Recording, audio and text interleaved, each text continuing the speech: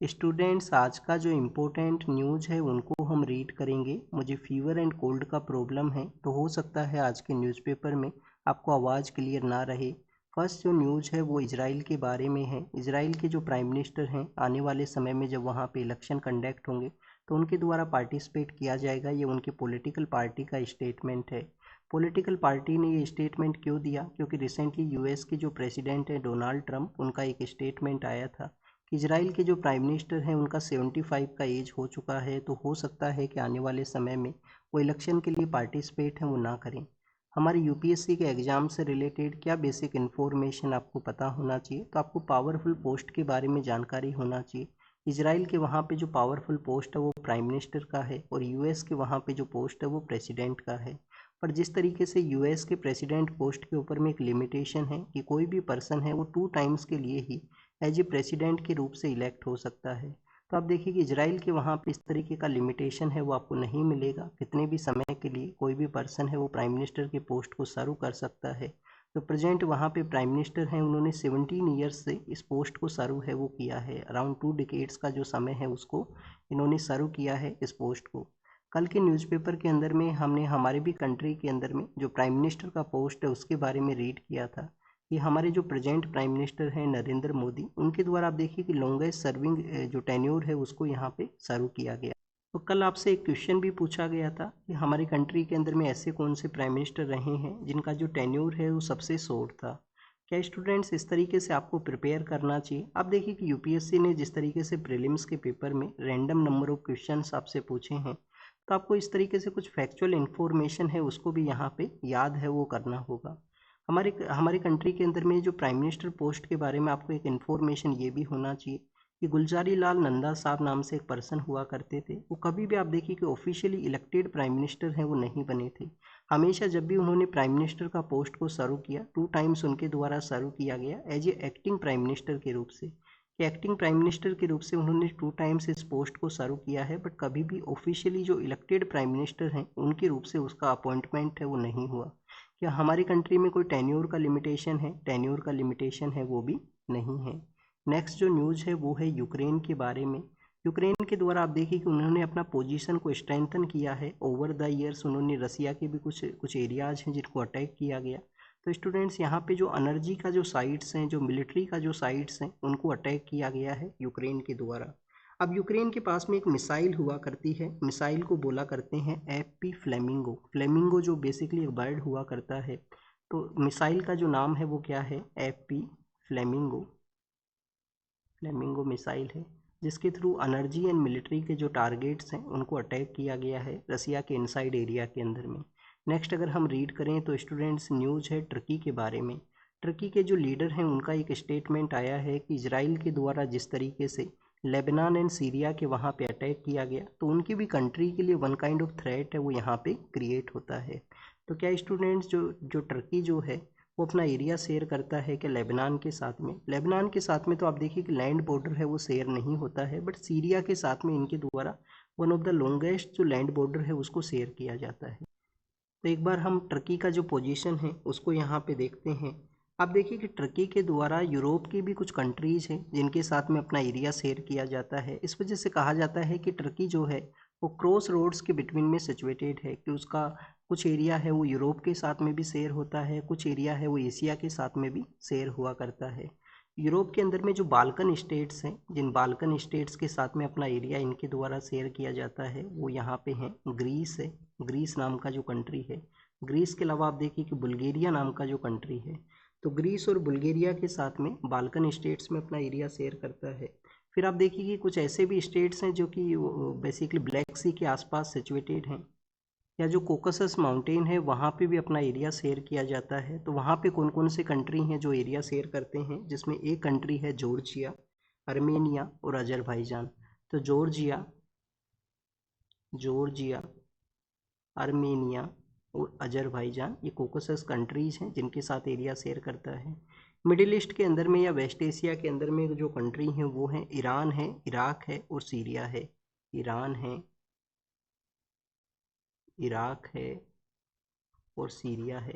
और आप देखिए कि ये जो 4 कंट्रीज़ हैं इनका जहाँ पे बाउंड्री शेयर होता है, ईरान, इराक, सीरिया और तुर्की, वहाँ पे बेसिकली जो कुर्द कम्युनिटी है उनका प्रेजेंस हुआ करता है। इस वजह से उस रीजन को कुर्दिस्तान भी बोला जाता है। और ये कुर्द कम्युनिटी के जो लोग हैं वो हमेशा उनका एक जो कंट्री है वो इस्टेब्लिश हो सके, इस तरीके से उनके द्वारा हमेशा अपना कोशिश है वो किया गया है।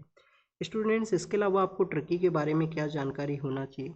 आप देखिए कि नाटो को जब इस्टेब्लिश किया गया था 1949 के समय नाटो का इस्टेब्लिशमेंट हुआ था, नॉर्थ अटलांटिक ट्रीटी ऑर्गेनाइजेशन। तो उसके इस्टेब्लिशमेंट के कुछ ईयर्स के बाद में ही तुर्की के द्वारा ऑफिशियली उसको ज्वाइन है वो कर लिया गया था। 1952 के समय में तुर्की जो है वो नाटो का मेंबर है वो बनता है। तो नाटो के मेंबर के रूप से भी तुर्की है वो इस्टेब्लिश है। उनके जो एलिगेशंस हैं वो इस तरीके से भी लगे हैं कि इजराइल के द्वारा अफ्रीकन जो कंट्रीज हैं उनको भी डिस्टेबलाइज करने का कोशिश किया गया। अब आपको एक और रीजन के बारे में पता होना चाहिए। एक आइलैंड कंट्री है जो मेडिटेरियन के अंदर में सिचुएटेड है, साइप्रस। साइप्रस नाम का जो आइलैंड कंट्री है, आप देखिए कि इसका एक नॉर्दर्न पार्ट है जिसको कि नॉर्दर्न साइप्रस के नाम से जानते हैं। उसको तुर्की ऑफिशियली रिकॉग्नाइज करता है उनके पार्ट के रूप से, बट किसी भी अदर कंट्री के द्वारा उसको रिकॉग्नाइज नहीं किया गया है। सिर्फ तुर्की के द्वारा ही उसके ऊपर में क्लेम किया जाता है, उसको रिकॉग्नाइज है वो किया जाता है। नेक्स्ट जो न्यूज़ है वो इजराइल का जो एयर बेस है उसके बारे में है कि उनका एक मिलिट्री बेस है जिसको कुछ डैमेज हुआ है, उनके ऑफिशियल के द्वारा एक रिपोर्ट में बताया गया। अब कितना डैमेज हुआ है उन सब के बारे में इंफॉर्मेशन नहीं है। यूपीएससी हमारे एग्ज़ाम के अंदर में भी ऐसे क्वेश्चंस आपसे नहीं पूछेगा। नेक्स्ट जो न्यूज़ है वो है पाकिस्तान के बारे में। पाकिस्तान, आप देखिए कि अफगानिस्तान का जो बॉर्डर एरिया है वहाँ पे कुछ जो टीटीपी नाम का एक कम्युनिटी एक यहाँ पर ऑर्गेनाइजेशन है, तहरीक तालिबान पाकिस्तान। और एक टीएलपी के नाम से भी ऑर्गेनाइजेशन हुआ करता है, तहरीक लब्बैक पाकिस्तान। तो आप देखिए कि ये जो ऑर्गेनाइजेशंस हैं ये तालिबान का जो आइडियोलॉजी है उसको फॉलो किया करते हैं।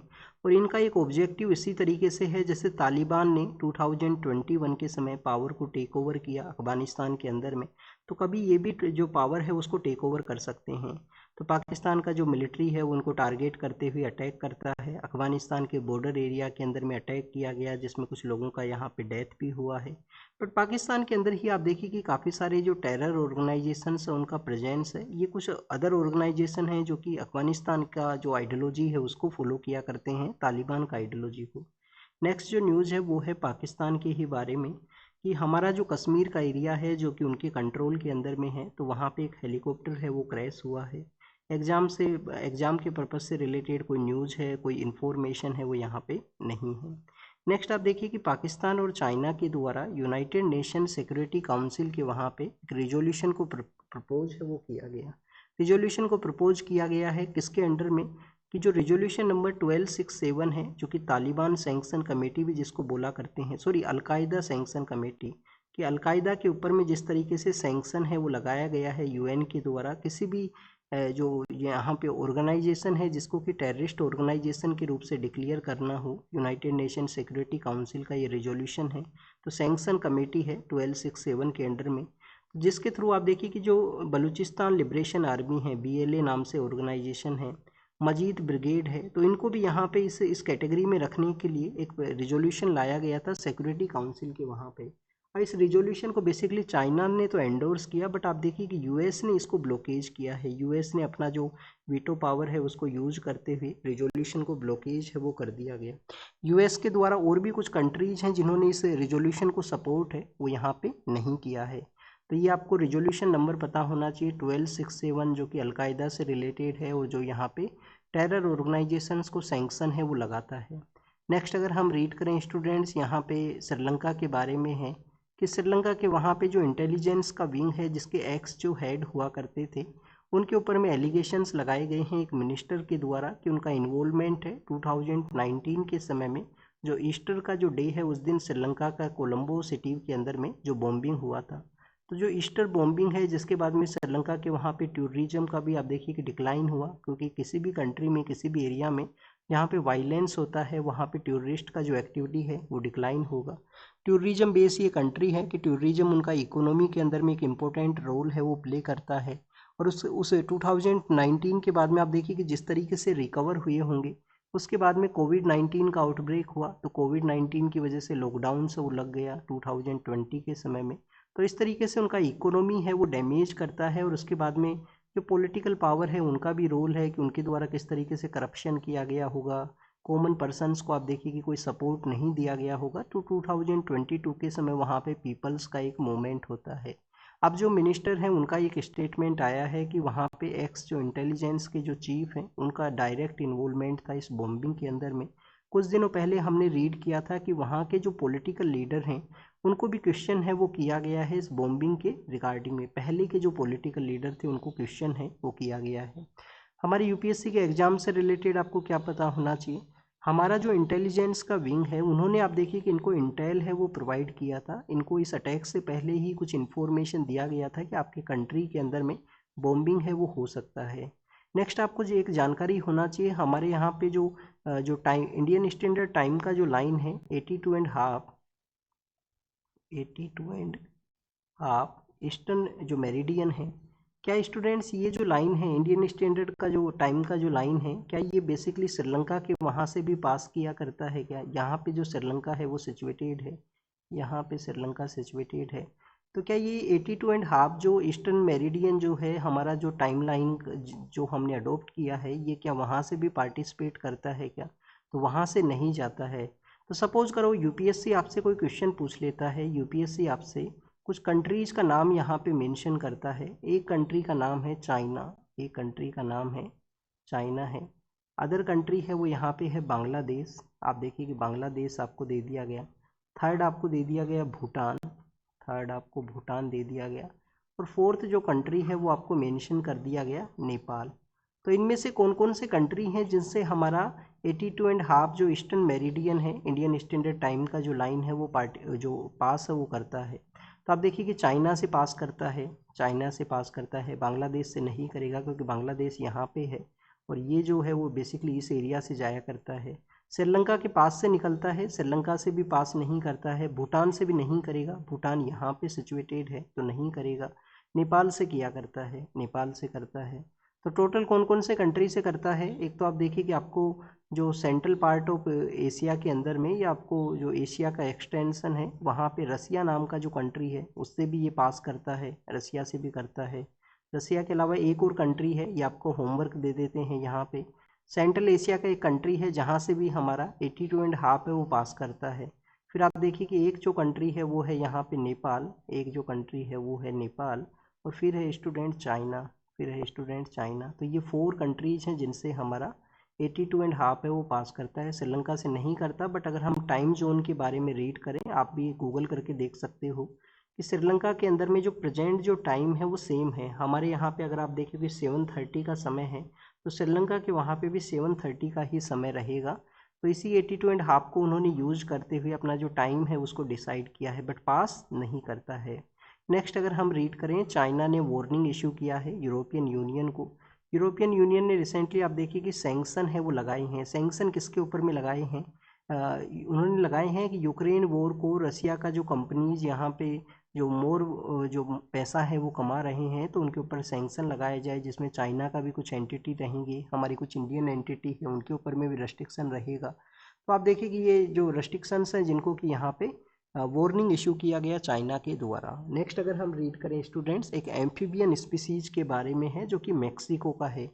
मेक्सिको के वहाँ पे आप देखिए कि फुटबॉल का जो वर्ल्ड कप है उसको ऑर्गेनाइज किया गया है। अब ओनली मेक्सिको के वहाँ पे नहीं ऑर्गेनाइज हुआ है, मेक्सिको है, यूएसए है और कनाडा है, ये 3 कंट्रीज़ के वहाँ पे इस फुटबॉल वर्ल्ड कप को ऑर्गेनाइज है वो किया गया। अब वहाँ पे एक स्पीसीज़ है, स्पीसीज़ का नाम क्या है, एक्सो। इस स्पीसीज़ का जो प्रोनाउंसिएशन है इसको एक बार आप ज़रूर से देख लेना, इसको प्रोनाउंसिएट किस तरीके से करते हैं। तो ये जो एक्सोल्यूटल जो एम्फीबियन स्पीसीज़ है, आप देखिए कि ये मेक्सिको के वहाँ पे वाइल्ड एरिया के अंदर में भी इनका प्रेजेंस है वो कम हुआ है, एक्सटेंशन सिचुएशन के अंदर में है। तो अनऑफिशियल वे के अंदर में इसको मस्कट के रूप से वहाँ पे शो किया गया है जिससे कि अवेयरनेस वो क्रिएट हो सके। अब इसके बारे में आपको क्या पता होना चाहिए, आपको एक तो जानकारी ये होना चाहिए कि ये जो स्पीसीज़ है वाइल्ड एरिया में कम हुआ, एक्सटेंशन का सिचुएशन के अंदर में है, एम्फीबियन स्पीसीज़ है। और जो एम्फीबियन स्पीसीज़ कौन सा होता है, फ्रॉग यहाँ पे हुआ करता है। अब देखिए कि स्किन के थ्रू इनके द्वारा ऑक्सीजन है उसको रिसीव किया जाता है, कि ये स्किन को यूज करते हुए, इनके द्वारा अपना स्किन को यूज करते हुए ऑक्सीजन को रिसीव है वो किया करते हैं। तो ऐसा कोई अदर स्पीसीज भी हैं क्या जो अपना स्किन को यूज करते हैं ऑक्सीजन को गेन करने के लिए? एक तो आप देखिए कि फ्रॉग नाम का जो स्पीसीज है वो भी ऑक्सीजन को इसी तरीके से गेन करता है। अगर आप अर्थवॉर्म के बारे में रीड करोगे तो अर्थवॉर्म है वो भी इसी तरीके से आप देखिए कि ऑक्सीजन को गेन है वो किया करता है।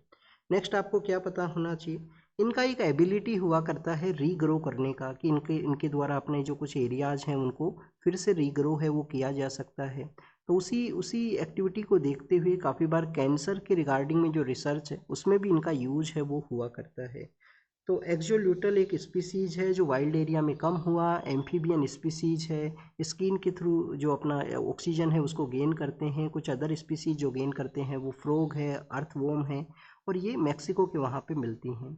यूपीएससी के एग्ज़ाम से रिलेटेड एक फैक्ट यहाँ पे हम रिवाइज करते हैं कि ऑफिशियली जो मस्कट है उसमें कौन से स्पीसीज को रखा गया है इस फीफा वर्ल्ड कप के अंदर में। फीफा वर्ल्ड कप के अंदर में जो ऑफिशियल मस्कट है उसके अंदर में आप देखिए कि यहाँ पे जो 3 कंट्रीज़ हैं उन्होंने अपना अलग अलग स्पीसीज़ को शो किया है। जैसे कि मैप्ले है उसको शो किया गया है, मैप्ले है उसको शो किया गया है एक कनाडा के द्वारा। एक जो आर्कटिक का जो रीजन है वहाँ पे ये मूज का जो स्पीसीज है वो मिला करता है। मैप्ले है जिसको शो किया गया। जेयू नाम से एक जैगवार आया करता है, एक जैगवार है जो जेयू नाम से है, उसको शो किया गया है मैक्सिको के द्वारा। मैक्सिको ने एक जैगवार को यहाँ पे शो किया है। मूज को शो किया गया है कनाडा के द्वारा। और यूएस के द्वारा आप देखिए कि क्लच है एक ईगल है उसको यहाँ पे शो किया गया है, एक ईगल को शो किया गया है यूएसए के द्वारा। तो मस्कट को आपको देखना है, गूगल करना, अपने नोट्स के अंदर में लिख लेना। हो सकता है यूपीएससी क्वेश्चन पूछ ले, हो सकता है क्वेश्चन ना भी पूछा जाए आपसे। पॉसिबिलिटीज़ आप देखिए कि आप प्रिपेयर में इस तरीके से कीजिए कि आपका जो प्रिपरेशन है उसको आप कैसे स्ट्रेंथन कर सकते हो। बट उसका मीनिंग ये भी नहीं है कि कम्प्लीटली आप इसी तरीके से रैंडम प्रिपरेशन है उसको कैरी आउट कीजिए। अल्टीमेट पर्पज़ यही है एग्ज़ाम के अंदर में जो बेसिक्स हैं, जिन बेसिक्स को एक कॉमन एस्पिरेंट है जो प्रिपेयर कर सकता है, एक एवरेज एस्पिरेंट्स प्रिपेयर कर सकता है, उन क्वेश्चंस को फोकस करना है। कम्प्लीटली कोई रैंडम क्वेश्चन आपसे पूछ लिया गया तो ऐसा नहीं है कि उसके लिए कम्प्लीटली रैंडम पढ़ाई करोगे, रिलेटेड पढ़ाई कीजिए जिससे कि आप यहाँ पे मेमोराइज कर सको थिंग्स को, और वहाँ पे एग्जाम में आई तो आप वहाँ पे करेक्ट कर सको। नेक्स्ट जो न्यूज़ है वो है हमारा रिन्यूएबल एनर्जी का जो प्रोडक्शन है उसके बारे में। आप देखिए कि ministry of new and renewable energy के अंडर में एक इंस्टीट्यूट हुआ करता है, national institute of solar energy. National institute of solar energy एक डिपार्टमेंट, एक ऑर्गेनाइजेशन के रूप से काम करता है ministry of new and renewable energy. अब उनके द्वारा एक रिपोर्ट में ये बताया गया है कि हमारे यहाँ पे जो वाटर बॉडीज़ हैं, उनको आप यूज कर सकते हो एज ए फ्लोटिंग जो सोलार पैनल्स हैं उनको लगाने के लिए। कैपेसिटी भी बता दिया गया, 102 गीगावाट का हमारे यहाँ पे होस्टिंग कैपेसिटी है। फ्लोटिंग जो सोलार का कैपेसिटी वो रिपोर्ट यहाँ पे बताती है। National institute of solar energy है उनके द्वारा रिपोर्ट में मेंशन कर दिया गया। हमारे कंट्री में आप देखिए कि मध्य प्रदेश के अंदर में ओमकारेश्वर नाम की जो जगह है नर्मदा रिवर के ऊपर में, वहाँ पे एक लार्जर जो यहाँ पे सोलार पैनल्स हैं उनको लगाया गया है। उसका तो कैपेसिटी भी काफ़ी लार्जर नंबर के अंदर में है। तो ओमकारेश्वर नाम की जो जगह है, ओमकारेश्वर, जो कि नर्मदा के ऊपर में है। फिर विशाखापट्टनम का जो फोटो है उसको यहाँ पे शो किया गया है। चाइना का जो नंबर है वो काफ़ी ज़्यादा है यहाँ पे। फ्लोटिंग एरिया जो वाटर बॉडी का एरिया है जहाँ पे उन्होंने सोलार पैनल्स को इंस्टॉल किया हो। चाइना के बाद में सिंगापुर का जो नंबर है वो भी काफ़ी ज़्यादा है। इंडिया का टारगेट क्या है सोलार का जो यहाँ पे प्रोडक्शन है या रिन्यूएबल एनर्जी का प्रोडक्शन, तो 500 गीगावाट का हमने एक टारगेट रखा है कि हम यहाँ पे इस कैपेसिटी को अचीव करें। यहाँ पे 500 गीगावाट का जो प्रोडक्शन है वो रिन्यूएबल एनर्जी के थ्रू करें। अब आप देखिए कि इंस्टॉल कैपेसिटी है वो काफ़ी कम है, इंस्टॉल कैपेसिटी है वो तो कम है, यहाँ पे 500 गीगावाट के आसपास नहीं है हमारा यहाँ पे कैपेसिटी। रिन्यूएबल एनर्जी के रिगार्डिंग में हमारा पुश है, कोशिश किया गया है काफ़ी सारे अलग अलग इनिशिएटिव्स के थ्रू में। एक तो आप देखिए कि जो घरों के ऊपर में जो सोलार पैनल्स हैं वो यहाँ पे लगवाए गए हैं, जिसमें पीएम सूर्या घर मुफ्त बिजली योजना है उसका पार्ट यहाँ पे। नेक्स्ट आप देखिए कि हमारे यहाँ पे एक इंटरनेशनल सोलार अलायंस नाम का जो इंस्टीट्यूशन है जो कि इंडिया और फ्रांस ने सेटअप किया था, उसका भी हेडक्वार्टर इंडिया के अंदर में ही है। गुरुग्राम का जो एरिया है वहाँ पे उसका हेडक्वार्टर है वो सिचुएटेड है। नेक्स्ट अगर हम रीड करें लैंड पोर्ट के बारे में है। लैंड पोर्ट का जो एरिया है वो आप देखिए कि एक इम्पोर्टेंट रोल प्ले करता है कंट्रीज़ के बिटवीन में ट्रेड के रिगार्डिंग में। तो हमारे यहाँ पे एक land port authority of India है, land port authority of India, जो कि मिनिस्ट्री ऑफ होम अफेयर्स के अंडर में आया करती है। किसके अंडर में? मिनिस्ट्री ऑफ होम अफेयर्स के अंडर में। तो उन्होंने प्रपोज किया है कि कुछ नए लैंड पोर्ट हैं उनको सेटअप किया जाएगा, चाहे वो चाइना बॉर्डर का एरिया हो। चाइना बॉर्डर के वहाँ पे कुछ लैंड पोर्ट जो इस्टेब्लिश हैं उसमें आप देखिए कि एक तो नाथुला ना के नाम से है। नाथुला कहाँ पे है? नाथुला जो है वो सिक्किम के वहाँ पे है। और इंडिया और चाइना का कभी आप देखिए कि इस एरिया में कन्फ्लिक्ट भी रहा था 1967 के समय में। कर्नल रायसेन यादव हैं जो कि उसमें उनको टाइगर ऑफ नाथुला के नाम से जाना करते हैं। 1967 का जो वो कन्फ्लिक्ट था उस दौरान के अंदर में। नेक्स्ट आप देखिए कि चाइना को नाथुला के अलावा आपको चिपकिला के बारे में पता होना चाहिए। चिपकिला जो कि हिमाचल के प्रदेश के वहाँ पे है। चिपकिला एक लैंड पोर्ट के रूप से इस्टेब्लिश है। फिर आप देखिए कि लीपू लेक है जो कि उत्तराखंड के वहाँ पे है, जिस पे क्लेम भी करता है नेपाल के द्वारा। तो कुछ ऐसे एरियाज़ हैं जो पहले लैंड पोर्ट के रूप से इस्टेब्लिश थे, बट जब से कोविड का सिचुएशन हुआ उन एरियाज़ में ऑपरेशन है वो क्लोजिंग सिचुएशन में है। अब नए पोर्ट्स हैं जिनको डेवलप किया जाए, लैंड पोर्ट जो कि एक ट्रेड का काम कर सके, चाहे वो पाकिस्तान बॉर्डर का एरिया हो, नेपाल बॉर्डर का एरिया हो या भूटान के साथ में हो। सुप्रीम कोर्ट ने एक पोक्सो का केस था, protection of children from the sexual offence का जो केस था, उसमें आर्टिकल 142 को यूज करते हुए जो वहाँ पे कन्विक्ट किया गया था पर्सन को, उनका मैरिज भी हुआ है आपस में, तो उस कन्विक्शन को क्वेश किया गया है। आर्टिकल 142 सुप्रीम कोर्ट के पास में कंप्लीट जस्टिस के लिए आर्टिकल है वो एग्जिस्ट करता है कि कोई भी रॉन्ग डूइंग किया गया है जजमेंट के अंदर में तो उसके अंदर में भी यूज किया गया है सुप्रीम कोर्ट के द्वारा। तो पोक्सो का जो केस है उसमें कन्विक्शन को क्वेश कर दिया गया है उनके द्वारा यहाँ पे। नेक्स्ट अगर हम बात करें स्टूडेंट्स न्यू एजुकेशन पॉलिसी के बारे में, आपको पता ही होगा 2020 के समय न्यू एजुकेशन पॉलिसी जब आया था तो उस समय एक टारगेट रखा गया था। टारगेट क्या रखा गया था कि फ़ॉरेन का जो यूनिवर्सिटीज़ हैं वो भी अपना कैंपस इंडिया के अंदर में ओपन करें। तो कुछ ऐसा ही एक एग्रीमेंट साइन हुआ है एजुकेशन मिनिस्ट्री और फ़ॉरेन का जो यूनिवर्सिटीज़ हैं उनके बिटवीन में कि वो अपना कैंपस इंडिया के अंदर में यहाँ पे सेटअप करें। हमारा जो प्राइम मिनिस्टर का जो इकोनॉमिक एडवाइजरी जो कमेटी हुआ करती है उनका कुछ रिकमेंडेशंस हैं कि जो number of seats delimitation exercise के थ्रू इंक्रीज हो उनको किस तरीके से यहाँ पे इंक्रीज है वो किया जाए। अब आप देखिए कि यूपीएससी के एग्जाम के अंदर में आपसे ये जो क्वेश्चन है वो जब पूछा जाएगा जब कम्प्लीटली प्रोसेस है वो एग्जिस्टेंस में आएगा। ये प्रोसेस एग्जिस्टेंस में आता है। अभी रिसेंटली जो बिल लाया गया था वो तो पार्लियामेंट में नहीं पास हुआ है, और आप देखिए कि जो गवर्नमेंट है उनको मोर number of member of parliament है उनकी सपोर्ट का ज़रूरत है उस बिल को वहाँ पे पास करवाने के लिए। तो हो सकता है कि नेक्स्ट टाइम जब बिल लाया जाए डिलिमिटेशन एक्सरसाइज में कैसे नंबर ऑफ सीट्स इंक्रीज होंगे तो उस समय ये जो प्रोसेस है उसको मोर डिटेल के अंदर में मेंशन किया जाए।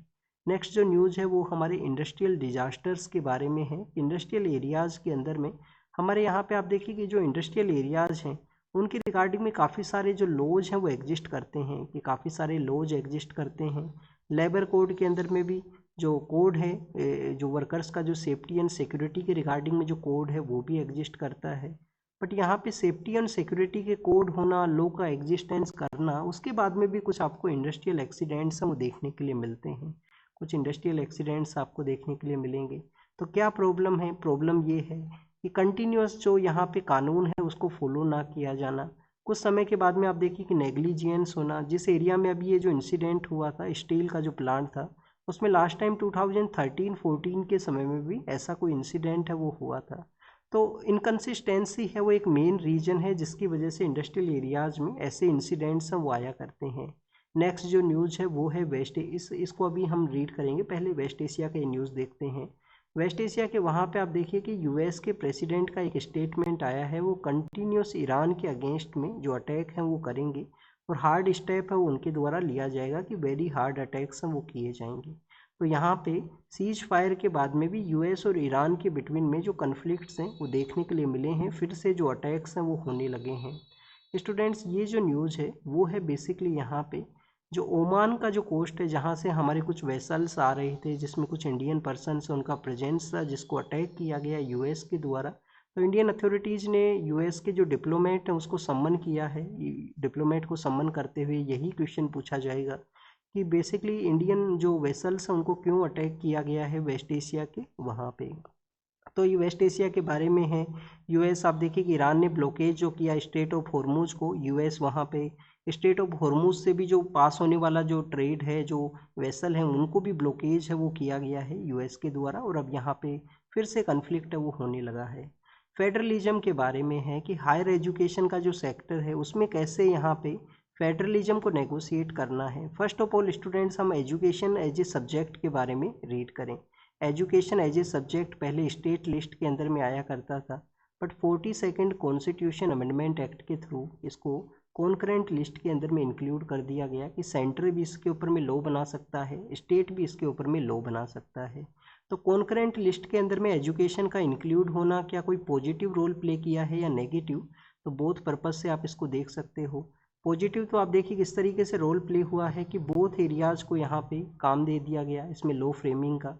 बट नेगेटिव क्या है कि किसी के पास में भी अकाउंटेबिलिटी है वो फिक्स नहीं हुआ। यहाँ पे जो अकाउंटेबिलिटी फिक्स नहीं हुआ, ओवर द ईयर्स आप ऑब्जर्व करोगे कि गवर्नमेंट जो एजुकेशन इंस्टीट्यूशंस हैं उसमें जो क्वालिटी एजुकेशन है उसमें डिक्लाइन हुआ है। चाहे वो स्कूल एजुकेशन का अगर हम रीड करें, हायर एजुकेशन में आप देखिए कि कुछ इंस्टीट्यूशंस हैं जिन्होंने काफ़ी बेटर किया है, इंजीनियरिंग के सेक्टर के कुछ इंस्टीट्यूशन हैं, कुछ मेडिकल के भी हैं।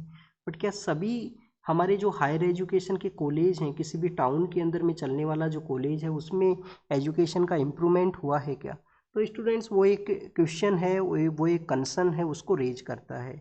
अब फेडरलिज्म को यहाँ पे नेगोशिएट क्यों करना है? आप देखिए कि न्यू एजुकेशन पॉलिसी को यहाँ पे डिस्कस में पॉइंट में रखते हुए कहा गया है कि सेंटर का जो डायरेक्शन है वो इंक्रीज हुई है, कि सेंटर के द्वारा यहाँ पे एजुकेशन सेक्टर में जो डायरेक्शंस हैं वो इंक्रीज हुई हैं। स्टेट्स का अपना जो यहाँ पे जो जो ऑटोनॉमी होना चाहिए या अपना यहाँ पे जो एक स्टैंड होना चाहिए उसमें डिक्लाइन हुआ है। सेंटर का जो आउटरीच है वो इंक्रीज हुआ है। तो बेसिकली इस वजह से फेडरलिज्म के बारे में इनका मेंशन।